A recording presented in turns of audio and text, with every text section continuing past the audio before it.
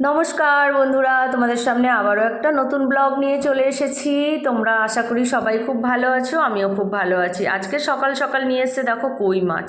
কই মাছ আজকে আমি বানাবো ফুলকপি আলু দিয়ে। আর এটা কিন্তু ভালোই লাগে শীতকালে খেতে, বলো সবারই ভালো লাগে। শীতকালের সবজি কার না খেতে ভালো লাগে। ভাজবো উচ্ছে আর শাক। আর আজকে আমার শাশুড়ি মা একটু ঘুরতে বেরোবে, ওই জন্য তাড়াতাড়ি করে রান্নাটা কমপ্লিট করে নিই। আর বিকেলের জন্য করব মিক্স ফ্রায়েড রাইস, যার জন্য চিংড়ি মাছগুলো সাইডেই আছে, ওগুলো পরে কাটবো। আগে দুপুরে রান্নাবান্নাটা কমপ্লিট করে নিই, কারণ মা তো একটার মধ্যে ভাত খায় না, বয়স্ক মানুষ, টাইম মতন ভাতটা তো দিতেই হবে। মোটামুটি আমার দেখো মাছের ঝোলও হয়ে গেছে, শাক ভাজা হয়ে গেছে, উচ্ছে ভাজাটা বসিয়েছি। আর এদিকে চিকেনটা নিয়ে এসেছি, একটু চিলি চিকেন বানাবো আর করব ফুল চিংড়ির বড়া। তা যাই হোক, দেখো মা আজকের মাকে আমি বলেছি তুমি মিষ্টি নিয়ে যেও না, কারণ মিষ্টি কেউ খেতে ভালোবাসে না, তুমি চিলি চিকেনটাই নিয়ে যাবে। আমি চিলি চিকেন করে দেবো, তুমি নিয়ে যাবে। গরম গরম কুমড়ো ফুলের বড়া ভেজে দিয়েছি, ভাত খেয়ে নিয়েছে মা আগেই।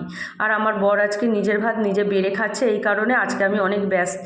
মা বেরোবে বলে তাড়াতাড়ি করে চিলি চিকেনটা বানাবো, যার জন্যই আমি আজকের ভাত বাড়তে যেতে পারিনি। ও নিজেই ভাত বেড়ে নিয়েছে, আমার বরের কোনো ঝামেলা নেই। এদিকে আমি আর আমার মেয়ে দুজনে মিলে মানে চিলি চিকেনটা বানাবো বলে সব কিছু রেডি করছি। আর এদিকে দেখো চিলি চিকেনটাও হয়ে মানে করে নিচ্ছি। মা বেরোবে, চিংড়ি মাছটা একদিক দিয়ে ছাড়িয়ে রাখছি, আর কারণ চিকেনগুলো ভাজতে তো সময় লাগবে। আর চিলি চিকেনটা হয়ে গেছে প্রায়, আর ওদিকে ছোটু আর মা রেডি হচ্ছে, যার জন্যই আমি তাড়াহুড়ো করে করছিলাম। তারপরে ওদেরকে আমার চিলি চিকেন কমপ্লিট হয়ে গেছে, টিফিন বক্সেও তুলে দিলাম। আর ওদিকে দেখো ওই যে মা ওনার ছেলের সঙ্গে কথা বলছে, আর আমার ছোটোটাও যাচ্ছে আমার শাশুড়ি মার সঙ্গে, দুজনে মিলে বেরিয়ে গেল। আর আমি এদিকে রান্নাবান্নাগুলো কমপ্লিট করে নিলাম ঝটপট, ওদের টিফিন বক্সে তুলে দিয়েছি, ওরা নিয়ে চলে গেল। আর এদিকে আমি করছি mix fried rice. Mix fried রাইসটা বানাবো, বানানোর পরে দোকানে যাব, বুঝেছো? হ্যালো বন্ধুরা, আমি তো সন্ধেবেলা দোকানে রান্নাবান্না কমপ্লিট করে দিয়ে একটু চিলি চিকেন বানালাম বাচ্চাদের জন্য, আর মাকে একটু দিয়ে দিলাম, মা নিয়ে চলে গেছে। আর এখন আমি বানাচ্ছি মিক্স ফ্রায়েড রাইস, কারণ চিলি চিকেনের সঙ্গে খাবে।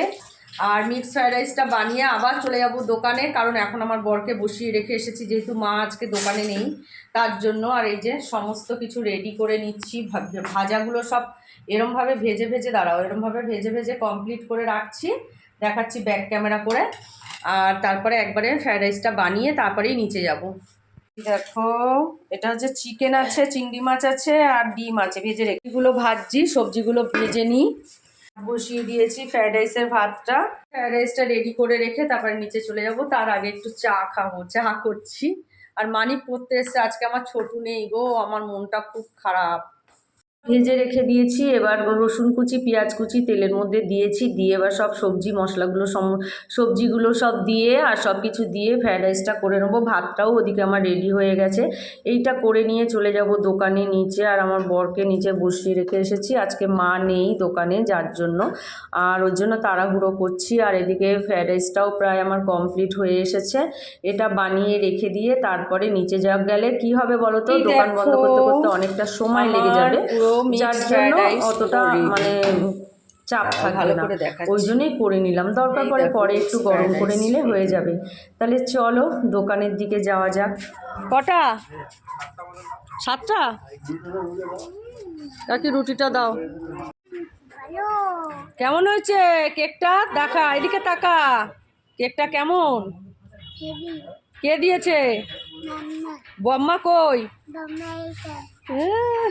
হ্যালো বন্ধুরা, এই দেখো দোকানের সামনে চলে এসেছি। আজকের মতন ব্লগটা এই পর্যন্ত, টাটা।